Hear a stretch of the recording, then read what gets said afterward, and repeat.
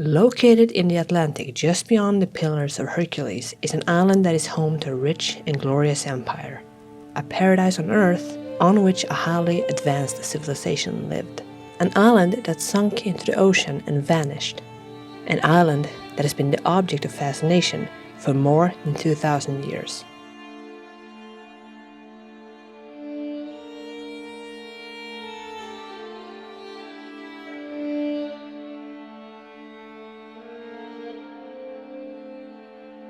The origin of Atlantis is Plato's works Timaeus and Critias. In Timaeus, the character Critias claimed that he had heard the story of Atlantis from his grandfather, who in turn had heard it from an Athenian statesman named Solon. And Solon claimed that he had learned of Atlantis from an Egyptian priest. And this Egyptian priest claimed that this story was something that happened 9,000 years ago. As he began to tell the story, Critias acknowledged that the story was a very strange one. But it was a true story, and one that he would like to tell, because it is one of Athens' greatest ever achievements. One that has simply been forgotten over time.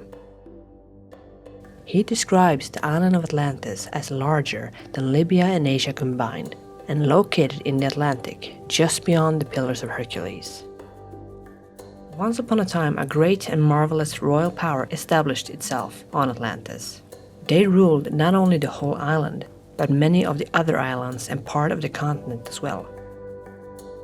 The Atlanteans sought to conquer all lands, but was driven back by the Athenians.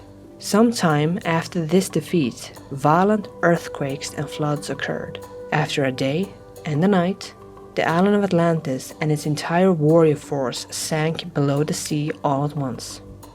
In one fell swoop, Atlantis had disappeared, never to be seen again. In Critias, the island is described more in detail. It was mountainous and rose straight from the sea. It had fertile central plains with a central hill that was surrounded by rings of sea and land. All of this was created by Poseidon, who protected the island. And Poseidon's son, Atlas, became the first king of Atlantis. And it was from him that the island Atlantis and the ocean around it, the Atlantic, got their names. The people of Atlantis domesticated animals, watered their crops, and their cities were built with harbors and fine temples. The resources on the island were abundant. Atlantis was inhabited by many creatures, including elephants, and the people lived well. The island produced metals such as a shiny copper-like metal called orichalcum. Atlantis was, according to Plato, rich in orichalcum. However, the metal was not unique to Atlantis, as it has been mentioned in other works. The city of Atlantis had a huge fleet of warships and was more than capable of fielding a force of 10,000 chariots. The civilization of Atlantis was the most technologically advanced, powerful, and prosperous that the world had ever seen. But, as Plato wrote, the people were filled with an unjust lust for possessions and power. This made Zeus, king of the gods, decide to punish them and make them more careful and harmonious after being chastised by the gods. The Critias text ends rather abruptly, with Zeus gathering the gods together.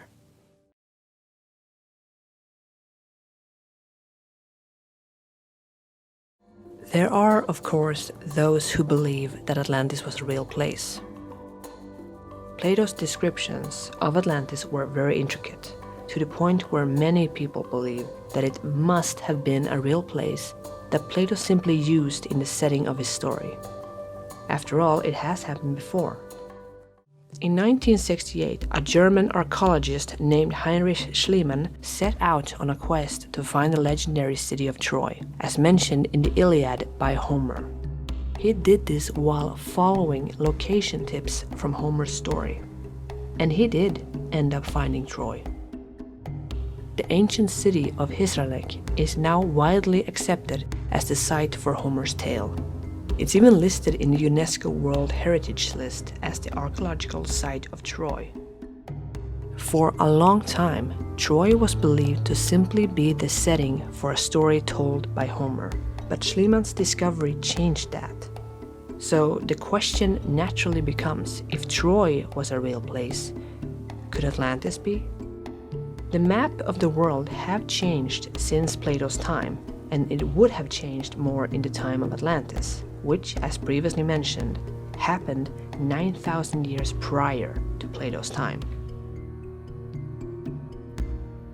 In 1882, the book Atlantis, The Antediluvian World by writer Ignatius Donnelly was published. In it, he put forward theories such as the one where Atlantis is not a fable created by Plato. He argued that the region where Atlantis resided was where civilization first emerged. And as such, many of the religions and mythologies we see today have their roots in Atlantis. His book was filled with other theories, such as the theory that the mythology of countries like Peru and Egypt is simply a representation of sun worship, which was the original religion of Atlantis. The theory that Egypt itself was a colony of Atlantis. That all the gods and goddesses of the ancient Greeks, the Hindus, and the Norsemen were simply the kings, queens, heroes of Atlantis. And all the actions by gods in various mythologies are simply misinterpretation of real historical events. He also believed that the entire island of Atlantis sunk into the sea, wiping out all of its inhabitants, but that some managed to escape in ships and on rafts, similar to many flood myths. He also believed that almost every accomplishment of the ancient world, such as agriculture, language, was attributed to Atlantis. Basically, Donnelly believed that Atlantis was the root of everything. He is credited as the one who revived the myth. Many of the theories from his book acts as the main source for many modern-day ideas about Atlantis.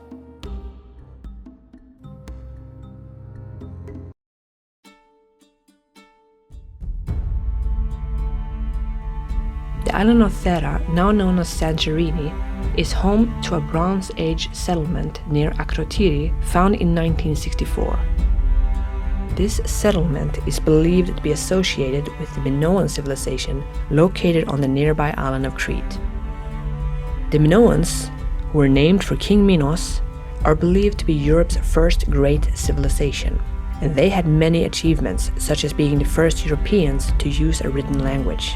This language is known as Linear A, and inscriptions in this script, as well as similarities in artifacts and fresco styles, was found on Akrotiri, hence the connection to the Minoans. Akrotiri was covered in ash following a volcanic eruption on the island. It's believed that around 1500 to 1600 BCE, a devastating volcanic eruption buried the city under 15 feet of ash. This eruption was one of the largest volcanic events on Earth in recorded history, far greater than the one that covered Pompeii. It's also believed that this eruption was triggered by an earthquake so massive that it shook the island. This eruption would have had an impact on other civilizations, such as the Minoans. This city and its Minoan connection is believed by some to, at the very least, be the inspiration for Atlantis. Here you have a natural disaster wiping out at least one entire settlement, and a people, the Minoans, who suddenly vanished without a trace at the height of their power.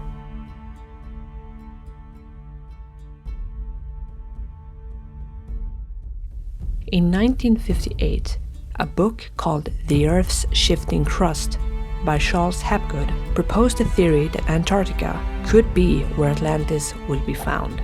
This theory is known as the Earth Crustal Displacement Theory. According to Hapgood, the Earth's crust shifted around 12,000 years ago. This caused the continent that would become Antarctica to become displaced from a location much further north than it is today. This continent was once ice-free and home to an ancient civilization, but the shift to a more frigid location, where it still remains today, ended up dooming the inhabitants and caused their city to be buried under layers of ice. This theory is also spurred on by the famous map made by Turkish Admiral Pyre in 1513. This map appears to show the Antarctic coast hundreds of years before the discovery of the continent in 1820. Not to mention that it appears to depict Antarctica before it was covered in ice.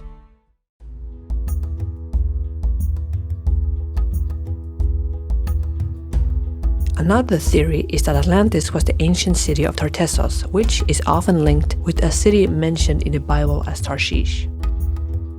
Tarshish is where Jonah tried to flee before the whale swallowed him. Tartessos was believed by the ancient Greeks to be the first Western civilization. It's believed to have existed during the Late Bronze and Early Iron Age, and no one knows for certain what became of Tartessos and its people. It is thought to have been located in western Andalusia, in the region of modern Huelva, Seville, and into the Portuguese region known as the Algarve. The marsh that makes up the Donana National Park has been scanned by satellites, and the images seem to show what could be foundations of stone buildings. Plato described Atlantis to be located in the Atlantic, just beyond the Pillars of Hercules. This does match up with Andalusia. It's part of the Atlantic, it's beyond the Pillars of Hercules, and it is a very, very large area. It is, however, not as big as Plato described Atlantis to be, nor is it an island. Plato's descriptions of Atlantis can be matched to numerous places around the world. Aside from the ones already mentioned in this video, some people believe that Atlantis could be located in places such as the Bermuda Triangle, Malta, Cyprus, or even Egypt. The list goes on and on. Basically, you could close your eyes, point somewhere on a map, and someone somewhere will have claimed that that's where Atlantis is.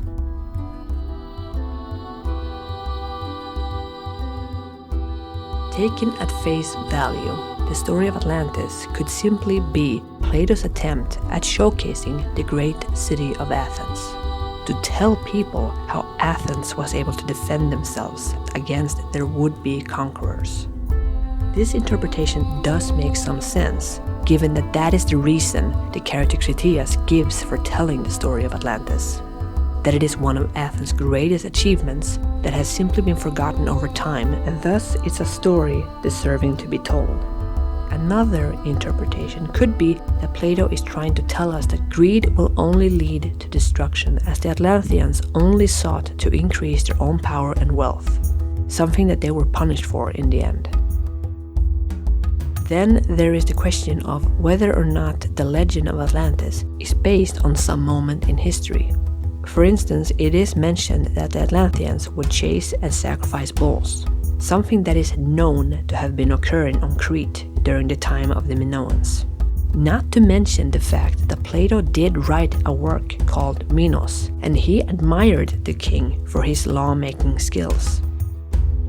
Timaeus has a line about how Athens was forced to stand alone facing the invaders from Atlantis. This has been interpreted by some as being a reference to the Battle of Marathon, where the Greeks were forced to stand alone against the invading Persian army, as the Spartans weren't present at Marathon. Another argument for the story being just a story is the fact that Plato wasn't a historian. He was a philosopher, one that would often use metaphors to express his thoughts. According to the works, Atlantis existed 9,000 years before Plato's time, and he wrote that the story of Atlantis is one that has been passed down through the centuries by poets, priests, and others. Despite this, no mention of Atlantis has been found in written works beyond Plato himself. And him being the only real source for Atlantis is one of the biggest arguments for it simply being a story. Thus, many believe that Atlantis wasn't actually a real place, but simply a story created by a philosopher to convey some of his own philosophical theories. The story of Atlantis is, at its core, a story about a people who lived in a utopian society, but that became greedy and petty, with a hubris that ended up angering the gods. And the gods saw fit to punish them by sinking the entire island into the sea. In the end, it's hard to say with certainty what Atlantis is, real or fiction. On the one hand, it's the story of a city that has only one known source, a man who was a philosopher in ancient Greece. On the other hand, this ancient Greek philosopher was one whose writing contained much truth about the human condition. A theory that an advanced civilization may have been destroyed and simply gone unnoticed through the centuries is not unthinkable. So much of the world's oceans are still unexplored, and discoveries happen all the time. In 1985, a Japanese diver was exploring the seafloor off the southern shore of Yonaguni-jima Island in Japan. During his exploration, he came across what appeared to be the sunken ruins of an ancient stepped pyramid. These ruins are now known as the Yonaguni Monument, or more commonly as the Atlantis of Japan. Now, it is debated whether or not Yonaguni is a man-made monument or just a natural occurrence. But if we assume that Yonaguni is man-made, a monument from a bygone era, then the question is, how many more like it is out there hidden in the depths? Perhaps Plato heard the tale of one of these lost cities and reworked that tale to fit his narrative.